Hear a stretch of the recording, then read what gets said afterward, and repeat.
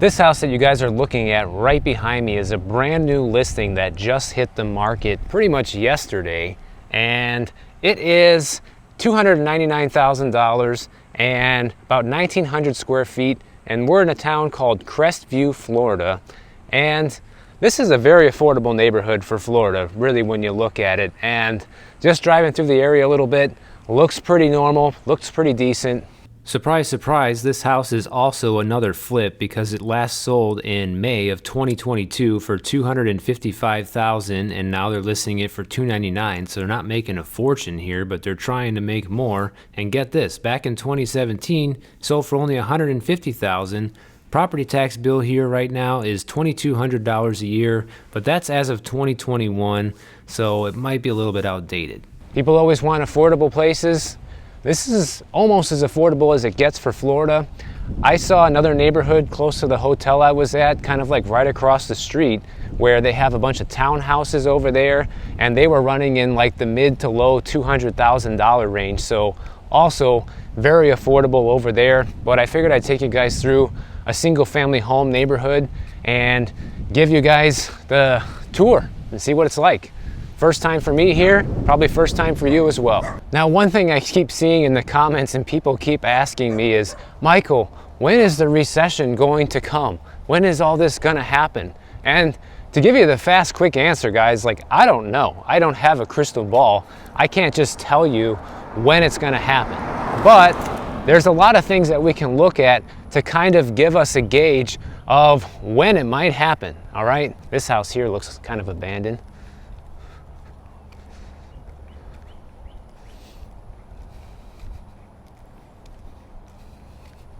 Now, typically the definition of a recession is 2 negative quarters of GDP. So GDP going negative for 2 quarters in a row is the definition of a recession. And even though we technically hit that like a year ago, they didn't call it a recession. They started making up other names for it and finding creative ways to make it sound like this is not a recession, okay? Another way to define a recession is a significant decline in economic activity using a number of factors, including employment, GDP, and consumer spending. Okay, that sounds like a pretty accurate definition of a recession rather than just going by a couple of quarters of negative GDP growth, right? I think a lot of people are probably just getting tired of hearing about a recession, a housing crash, stock market crash, and all of this, and then it just doesn't materialize. But the thing is, one thing that everyone has to realize is our government and the Fed has done a tremendous amount of QE and basically financial shenanigans in order to make it so that this recession is kind of delayed, all right? This recession that we keep talking about having, we should have had back in 2020, guys, during the pandemic. But instead, they flooded the system with $6 trillion that prevented us from having that recession. That's what everyone needs to understand, that we already would have had the recession, but they delayed it. And that's what our politicians and the Fed is very good at, is delaying. So timing this is pretty much impossible. Nobody can say exactly when this is going to happen. But let's take a look at some different indexes that can be historical predictors of a recession. The first one is the Champagne Index. When the good times roll, the champagne flows. When consumers cut back on purchasing champagne, that's usually a sign that a recession might be coming. And if we look at this graph of champagne sales here in the US from the year 2000 all the way through 2020, one thing you can easily see is during the last 2 big recessions, in the dot-com recession and the great financial crisis recession, there was a big drop in champagne sales, right? And if you look forward to today, towards the top of this graph, you notice that it's on the decline, but it hasn't totally fallen off a cliff yet. So this is a pretty interesting indicator for a couple of different reasons, if you ask me. Number one is because champagne is quite a bit more expensive than regular wine most of the time, usually about double the cost of a regular bottle of wine. And it's something that people typically don't drink unless they're celebrating something, right? A special occasion, something like that. So I think champagne is a very good indicator of when the good times are good and when the bad times are here, because it signifies something that people would normally purchase when things are going well. And we can see it's starting to drop off, right? But we haven't seen a significant drop yet like we did back in 2008 and 2000. When the stimulus hit in 2020, that the champagne sales absolutely skyrocketed when the stock market was going crazy and everybody was getting all this money. Now, the next thing we can look at is the dining out index. Now, if we look at this one, we can see a very different picture than the champagne sales. You see that during the last Great Recession, we had a pretty big drop off in the amount of people that were going out to eat. And then of course in 2020, it dropped even further than that, but that was an anomaly situation where so many restaurants were closed and people weren't even allowed to go out, whatever. But since things have recovered, it absolutely skyrocketed past the good times of before the last housing crash, right? But now you can see it's really coming down quite significantly ever since probably its peak right around 2022. And basically what this shows is when people have less money, they go out to dinner less. Makes sense, right? If you don't have a lot of money or you're trying to stretch a dollar, you're more likely to cook more at home and not go out to eat. And when you do go out to eat, probably go to less expensive places. Now here we have a pretty similar looking house as the one at the beginning of the video, and they're asking a little bit less at $293,000, but this house is on a corner lot. Not sure if that's an advantage or disadvantage because the property tax bill here is $1,000 a year more, and it could be due to that because sometimes you pay more in property tax because you have a bigger lot and you're on that corner there and you just pay extra with everything on those corner lots sometimes. But this house has been on the market for 30 days and it still hasn't sold, which is kind of pushing it if the real estate market is so hot. And for a $300,000 house supposedly being affordable, I would think this house would have sold already. Now the next index that we can look at is called the library index. And pretty much what this is it's a graph showing how many people are getting library cards, because typically in a recession or when the economy is not doing well, people will tend to start using more free services like the library. You can go read all types of free books. A lot of them even have audiobooks for rent nowadays, and even sometimes you can rent movies, DVDs, different things like that. And that's a great way to save money and still be able to have some form of entertainment when times are tough. So as we can see in the graph, that during the recession of 2008, the amount of people getting library cards from that time through about 2012 absolutely skyrocketed, and ever since around 2017 or so, that number has been steadily coming down. But what do you notice today? It's starting to tick back up. So more people now are starting to look for free services. They need ways to find entertainment that costs nothing, guys. And I feel like I'm kind of the master at that. Like, I love just getting outside like this, going for walks in nature.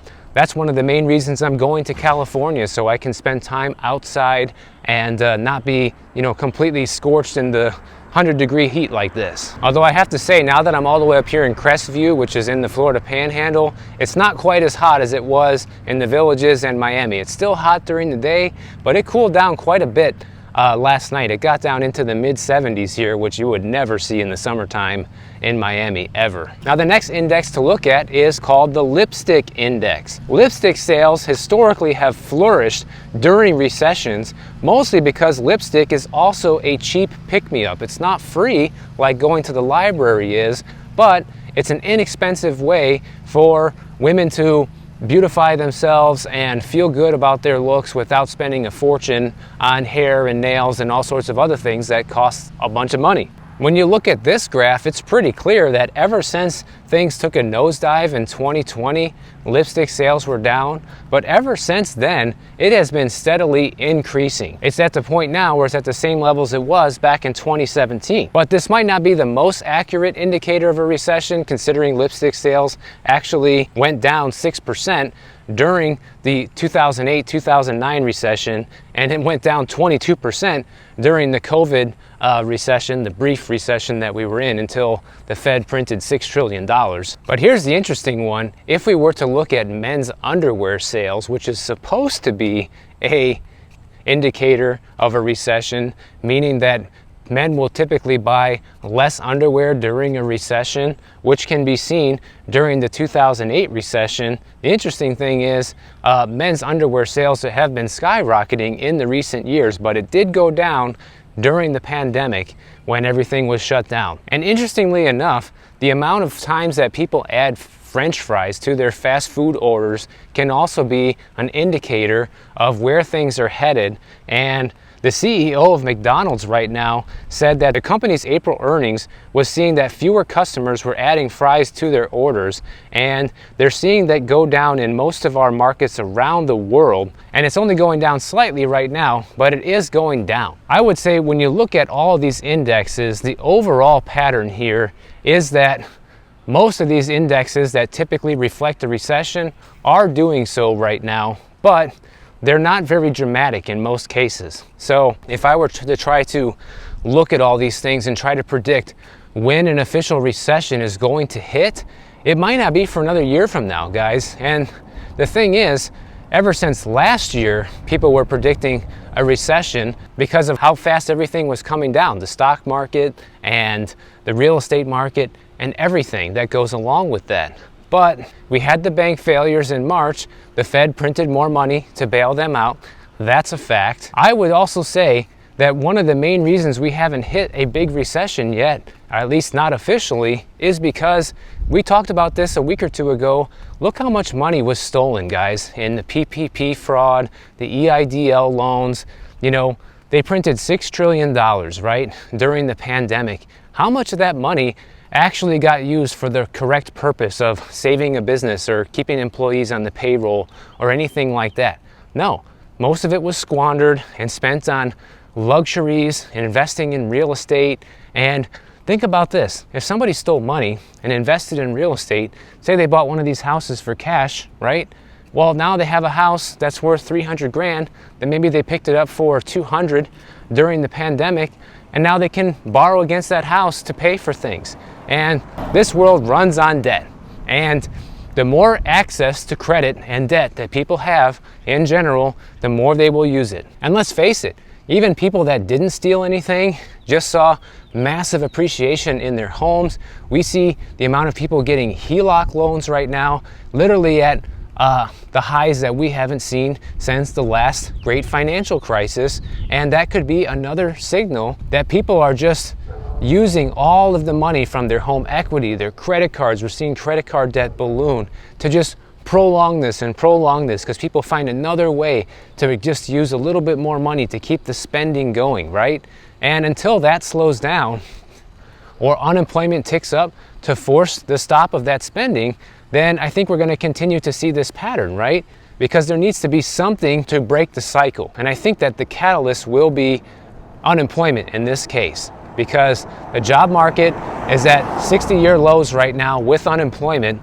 And when it starts to tick up, when you start seeing it go up past 5-6%, that's when we're going to start noticing that, hey, this recession is probably real and it is beginning. And if you're enjoying this video so far, please make sure you give it a like. Please make sure you subscribe to the channel. It helps out tremendously. But I think another thing that we can look at besides one of these indexes is just the health of US companies in general. And Bloomberg recently just came out with, a couple days ago, some data showing how bankruptcies with companies with over $50 million in liabilities are approaching levels that we haven't seen since the 2008 and 2020 recession. They keep saying the 2020 recession, but to me, guys, that doesn't even count. It was so brief. To me, it was like it didn't even happen, you know? They pretty much bailed us out of a recession before we could really get into one. And even Jerome Powell is saying that with interest rates where they're at, that we're very likely to see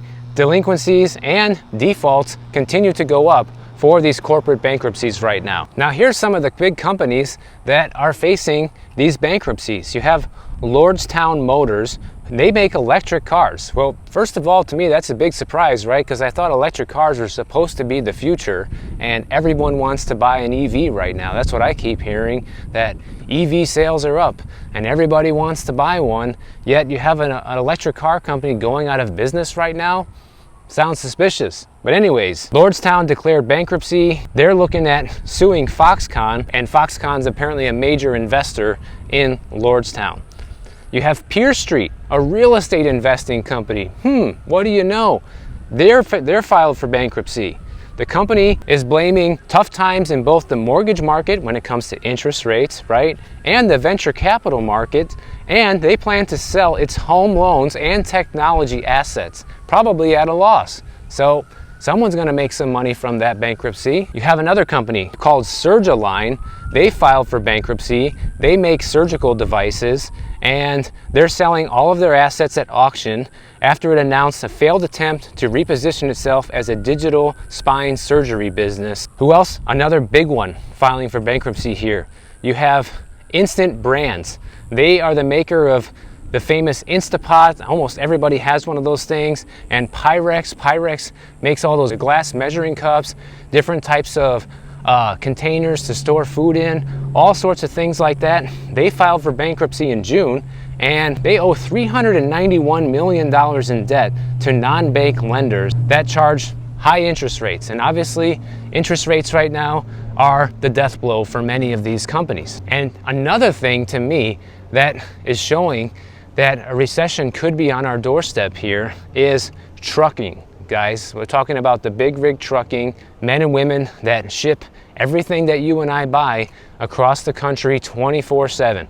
And being on the road now is a huge reminder of how many truckers there are out there, constantly on the go, constantly making sure that we have food in the store, making sure that you can go somewhere and just buy something off the shelf, or even when you get that next day delivery from Amazon, guess what? That wouldn't be possible without the truckers. And there was a story of a woman that decided to start her own trucking business in 2021, and she was already a truck driver for 6 years prior to that, but she decided to take out a loan and get a $175,000 big rig. And back then, 2 years ago in 2021, she was raking in 20 grand a month in profits. That is tremendous, right? That's a decent amount of money. I'm pretty sure just about anybody would be happy with making 20 grand a month. And I just walked in a circle again, so we're gonna pass by the house that I started off the video on, but hey, I don't know this area. I'm just trying to show you guys what's around here. But now the problem is that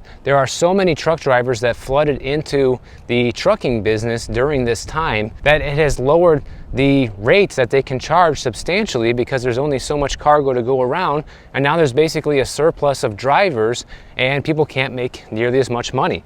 In fact, the number of truck drivers went up 50% between the start of the pandemic and the end of 2022. But at the same time, 15,000 different independent trucking operations went out of business during 2022, and most of them were owner-operators that just have their own truck and work independently for themselves. And this woman that started her own trucking business that was making $20K a month, well, as of July 2023, she's only making $3,300 a month.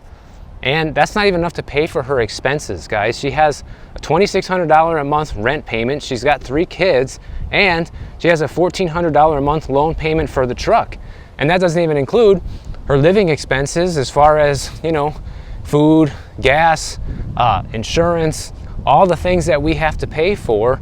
So she's pretty much underwater on this. So she ended up having to give the truck back to the lender instead of losing it in a repossession.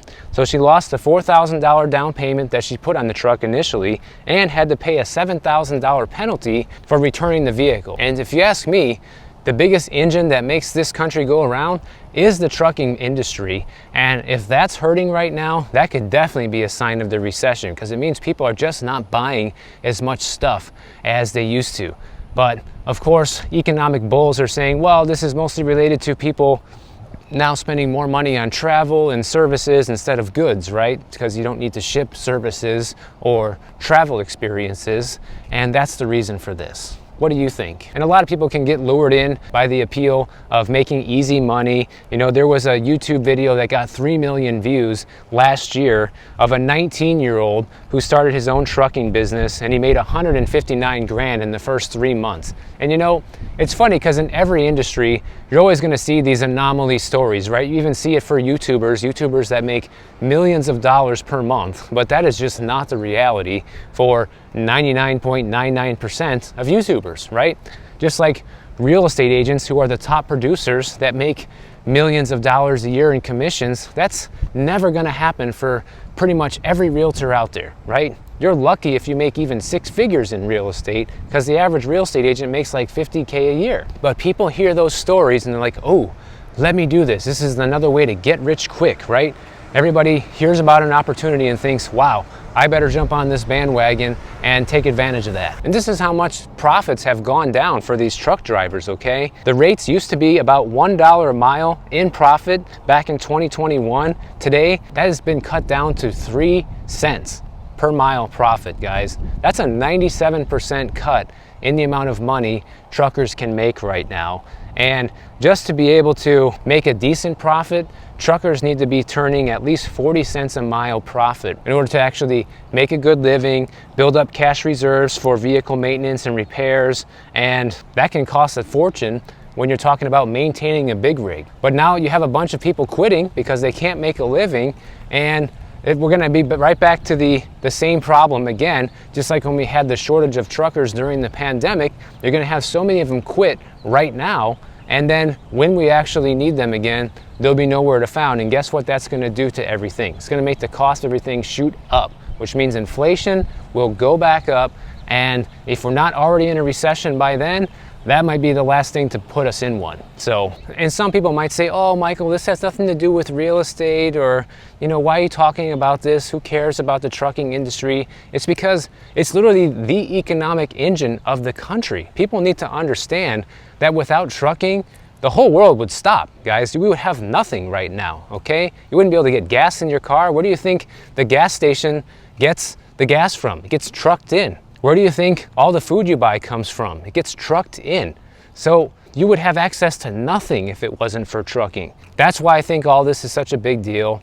And by the way, yesterday when I was on the road, a trucker saved me from a potential accident because I saw a trucker swerve on the highway a little bit, so I knew something must be going on. Something was in the road, so I slowed down, knowing something was probably coming up.